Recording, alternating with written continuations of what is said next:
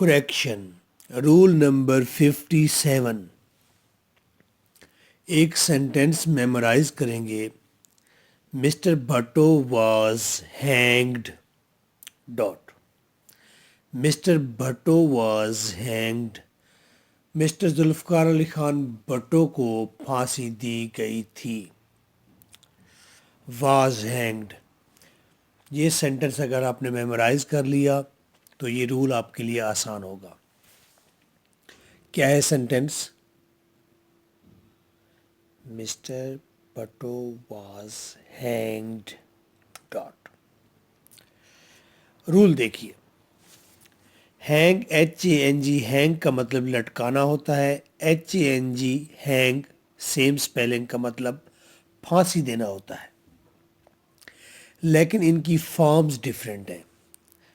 Hang जिसका मतलब लटकाना है, हंग हंग उसकी फॉर्म्स हैं. हैंग जिसका मतलब फांसी देना है, उसकी फॉर्म क्या होगी? Mister Bhutto was hanged. Hanged hanged उसकी फॉर्म होगी ना. कंसेप्ट लेना है सेंटेंस का. कंसेप्ट क्या है?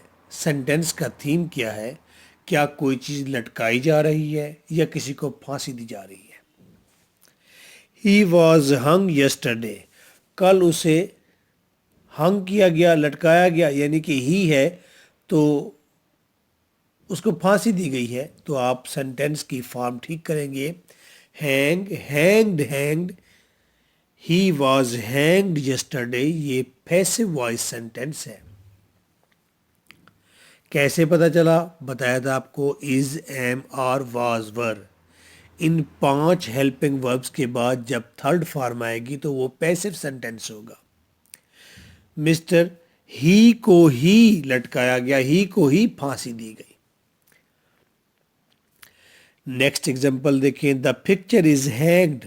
तस्वीर को फांसी दी गई, क्योंकि हैंग्ड तो हमने फांसी के लिए इस्तेमाल करना है ना. Mister Bhutto was hanged sentence याद है. तो the picture is third form लगाएंगे लटकाने वाली, hung, HUNG hung dot. Now I am giving you a sentence. Correct it. Mister Bhutto was hung dot. Correct करें.